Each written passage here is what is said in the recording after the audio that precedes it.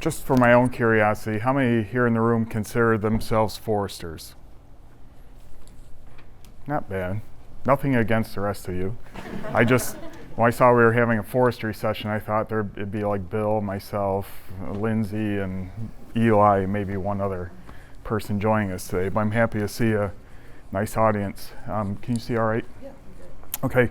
So yes, Brett Chedzoy.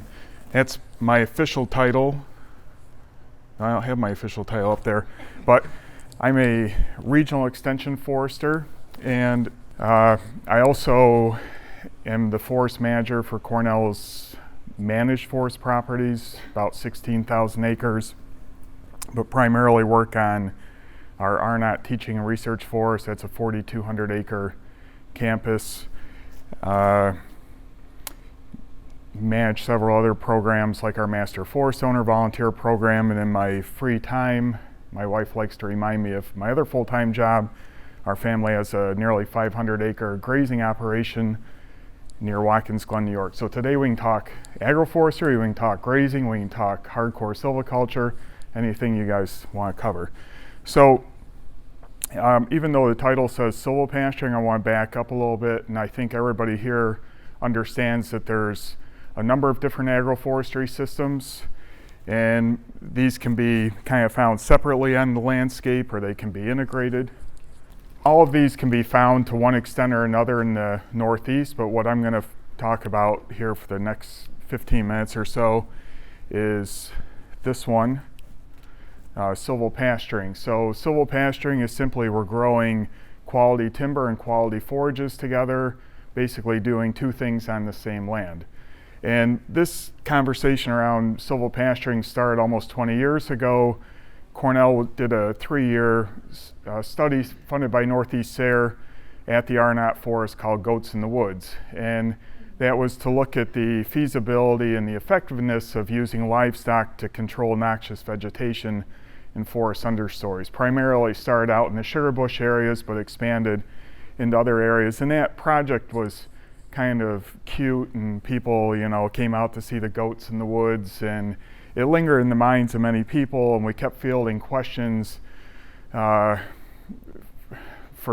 several years. Can I use my beef cattle, my dairy cattle, my sheep, my goats, my horses, my pigs, whatever, to deal with this forest vegetation management challenge? And so around 2008, we just decided, let's get it all out there. Let's talk about putting livestock back in the woods, which is a real paradigm shift from what we've been preaching to folks for probably since the late 1940s, when all of our little family farms were little dairy farms and kind of livestock farms, and we were definitely harming our woods, kind of grazing our woods to death with this sort of long-term chronic stress of unmanaged livestock in the woods.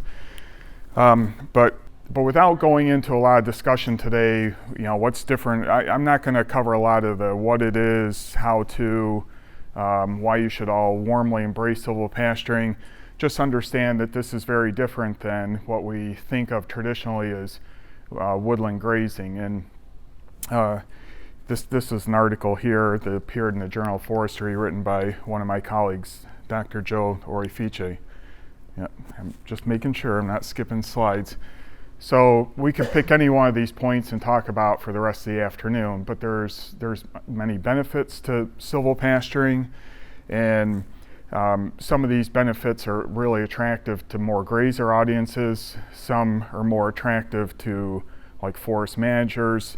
Many, in my personal experience, many farm woodlots, they get kind of treated as the neglected acreage where you go out and cut a little firewood and you shoot a deer in the fall and you let the friendly neighborhood timber harvester go out and get what they can periodically, and the rest of the time it's really not doing much for the farm or for the community or the landscape.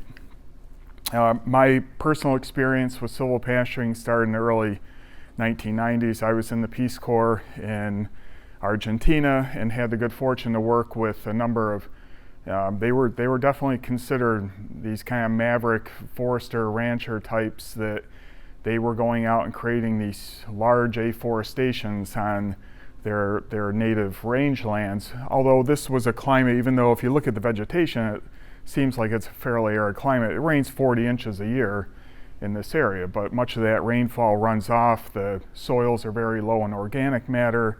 They've been overgrazing these rangelands for a couple centuries, since the time of the Jesuits, and by putting trees back on the landscape, they're able to solve a lot of their not just environmental issues like flash flooding, but also some of the social and economic issues. These are large ranches that might support like one gaucho family for 10,000 acres, and yet with the addition of the trees, there's this huge increase in rural employment, because you need people to grow trees, plant them, take care of them, build fences to protect them, fight fires, and then of course all the management practices such as pruning and thinning. And when I started there in the early 90s, this is in the province of Córdoba, right smack dab in the center of the country. Córdoba was importing 90% of their lumber. And they're not a huge lumber user. They don't build a lot of stick frame construction, although that's certainly changed with the creation of this forest resource. Today they're exporting 90% of their timber. So I see it as a real win-win here. Also, these ranches have clearly documented that they're raising more pounds of beef per acre with the trees than without the trees, and that's because of the sort of the ecological contributions of the trees to the grazing system. So was there in the early 90s, moved back there in the late 90s for several more years, working in a different part of the country on a different forestry project. And we settled back to the home farm in upstate New York in 2002 with a young family, and this is why I came back to. These are all pictures from our farm woodlot. You name it, we grow it. Buckthorn, multiflora rose, honeysuckle, but it's not all the bad so-called invasive shrubs. Many problematic native plants too, like beech brush or hop hornbeam or striped maple. So I always knew that these problems weren't going away on their own, but I didn't really know what to do about it. So this experience in Argentina had given me the confidence to overcome my innate forestry school biases or indoctrination of, you never put animals in the woods. So we set about trying to figure out how to do this. And livestock alone usually won't make all the bad plants disappear. You're using a combination of tools. Can be mechanical controls like mowing, can be chemical controls like spraying. But once you go and kill all the bad plants, you need to have this follow-up act to keep it from just growing back into more bad plants. And that's where silvopasturing comes in. So really the title today came out of this book. Eli and I were part of a team over in Vermont this past summer to create some useful resources like a silvopasture management plan template, and we've since been working with the University of Vermont folks on some other things, but one of the team members mentioned this book and my ears perked up, because I was just amazed that somebody that wrote a book like this would even know what silvopasturing was. But out of their 100 top ways we're going to save the planet, silvopasture ranked number 9. In fact, it ranked higher than, I believe, anything other related to grazing or forestry. So you don't need to read all this fine print, because I'm going to kind of highlight the highlights for you. But silvopastures, they're better at sequestering carbon than just grassland systems alone. So in other words, putting trees in gets you more mileage out of this. They can, in fact, sequester, and this is based on some work done by Eric Tonesmeyer, I believe, over at Yale, can sequester 5 to 10 times more carbon. And when you look at forest soil, I think of this as silvopasture soil. This is a pretty young silvopasture, but we see a lot of organic matter there, a lot of microbial life. This is where I really embrace silvopasturing, is that I see silvopastures as a very resilient system, and not just to insulate us from the risks of weather extremes, but market extremes, from It's not just weather that farmers deal with. And finally, it can help protect our livestock from erratic weather. Certainly, anecdotally, I would say that we're definitely, this year, early January, we use kind of a modification of silvopastures called living barns on our farm, where we have conifer plantations that are managed specifically just for shelter areas. We have no roof structures on our farm, and we're sheltering 200 head of cattle when it's below zero for a week straight, and moving them into those conifer areas that we kind of hold in reserve gives them the protection from the driving snow and wind. They can handle the cold, but the more comfortable we can make them, the better it is for everybody.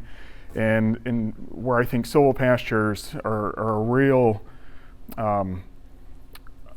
real plus for livestock operations. There was discussion this morning about heat stress. Any time it's over 70 degrees, you see ruminant animals running for the shade. Doesn't matter what color they are, doesn't matter what size they are, what breed they are. And we're a certified grass-fed black Angus cattle, and our black cows love the shady silvopasture areas. About half of our grazing acreage is in what we consider silvopastures now, and that's part of our rotational grazing system.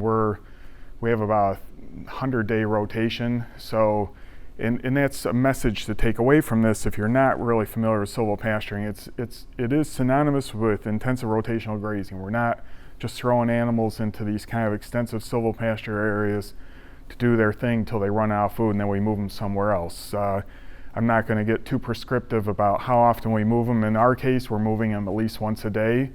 And it doesn't have to be once a day. And I have friends that are high density grazers that are moving up to 10 times a day to create that animal impact, to manage that early vegetative response when we thin. So another neat thing about any of these agroforestry systems is they can kind of be stacked on top of each other or integrated. This, no livestock in the picture, but a sugar bush that you could also be managing as a silvopasture, and it's a win-win because now it's not blowing up into blackberries or beech brush or something that you don't want interfering with your tubing system. You could also be doing other types of forest farming in there, like maybe shiitake mushroom production, and try that with an intensified row cropping operation. You don't grow corn and soybean on top of each other, but many of these agroforestry systems we could be. And then if I pique your interest a little bit and you want to know where to go to find more folks that you work with, so we have the National Agroforestry Center out in Lincoln, Nebraska, the Center for Agroforestry at University of Missouri. There's the Temperate Agroforestry group, and then we actually have several different websites. We have a lot of our past presentations from conferences and webinars and such on our forestry extension site.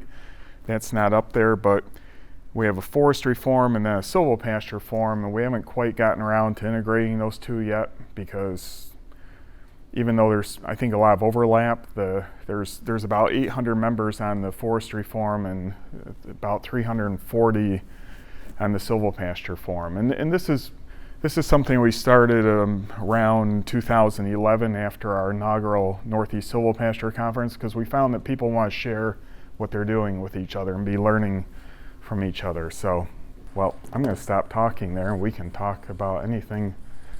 I have two questions. One's super practical. I'm curious about how you keep the cows from tearing down the syrup lines. So cattle and maple tubing systems, that's not, there's a learning curve there. For starters, you want to put something like Highland cattle in there, and it depends on your tubing system. So are a lot of people grazing their sugar bushes with cattle? No. I actually have some cool pictures from Vermont of people doing it with dairy cattle. So it depends. I'm not going to get into the specifics of sugar bush management, but I think like with 3/16 tubing, if cattle knock it down a little bit, it's really easy to put back up. You want to design your mainline system in a way that you're not really impeding.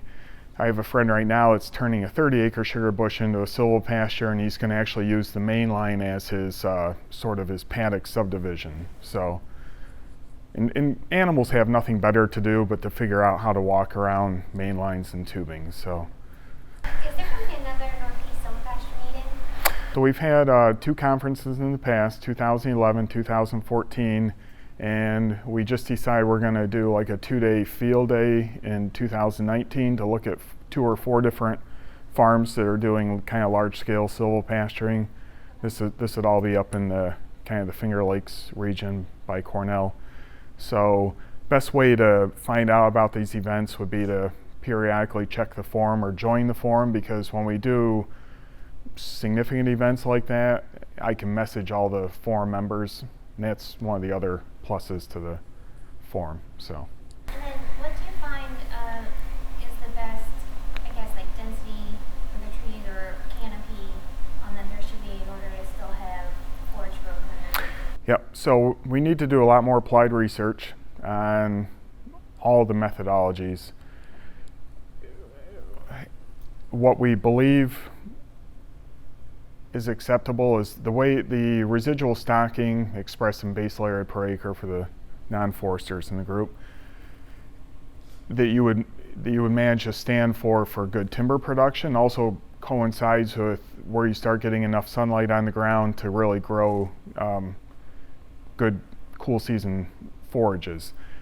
The difference, however, between managing a stand for just timber versus managing it for silvopasture is that when we go in and we do the thinning around our best timber trees in the main canopy, we don't really care about all the stuff that's growing underneath them. So the suppressed trees, maybe the invasive shrub layer, the beech brush, whatever. I mean, is it an issue? Yes, but is it really affecting the growth of those best trees? Think of it as like pulling the weeds around the tomato plant in your garden. We can pull the weeds in the row too, but that doesn't really do anything to help. It makes us feel better, but it doesn't do anything to help the tomato plants. When we thin for silvopasture management, we have to thin all the way to the ground level, because a lot of that kind of substrata in the interfering understories intercept a lot of that sunlight that we want to reallocate to the soil level to grow forage. And that takes a little bit more work. Foresters are really good at going in and marking sawtimber sales and selling the big valuable trees. When you want to get rid of all the junk, especially kind of non-merchantable things like invasive shrubs, that you have to get a little more creative there. And we did a 100-acre harvest on our farm in 2015, and part of the deal, the contract was the loggers got the pulpwood. I mean, the value is quite marginal anyhow, but it was enough to incentivize them to crush down everything else, right down to like one. In fact, that's kind of what you see there. They had to remove everything down to 4 inches. There was no whole tree chip market in our area at the time, so we couldn't remove the entire tree tops, but everything that was left behind, you can see little, I'm gonna, at the risk of having this thing turn off here, you can see where they've missed some of these small diameter stems, the Carpinus and Ostrea and things that we would think of as these little kind of benign trees, but. As you know, there is concern about silvopasturing wetlands. Like, what would you recommend to a landowner who had, say, very patchy, a lot of small wetlands mixed in with upland areas? Could that be managed well? So Bill's comment is for kind of wooded wetlands, and of course, often the farm woodlot is not growing on the prime soil; it's growing on the more marginal site. And people ask all the time, well, can we graze, the kind of the dry ridge top or the wooded wetland bottoms? My response is you can manage almost anything as a silvopasture. Whether or not it makes sense to, that's a different question. So you're going to invest a lot of money and time into developing an area into silvopasture. You're going to be building fence, you're going to be doing thinning and water systems, all that, you want to make sure that there's enough productivity in that site to, recover your investment. In terms of wooded wetlands, often we're holding our silvopasture, so if we're thinking of a 100-day rotation on our farm just because we have a lot of acres and a lot of paddocks, not every grazing operation is like that, of course. We can pick the months that we want to be grazing in our silvopasture areas, and we do have some sites that are a little bit on the wet side, and it's common sense. It's like you don't put the animals in there in early May, you don't put them in there in late November, you don't put them in there when we have a July like last year where it's raining 8 inches a day, it seems like, and everything's wet. But the animals are also in there for a very short duration, and then there's a long rest and recovery period, and that's a key part of the silvopasture management, and that's how we avoid a lot of the bad things that, 50, 60 years ago, we didn't really have the knowledge of intensive rotational grazing. We didn't have the tools to do that. So the standard, it was all barbed wire fences around farm woodlots and throw the animals in there. So foresters and conservationists saw that we were slowly harming the woods and said, just keep the animals out, because that was kind of the standard default to deal with that at the time.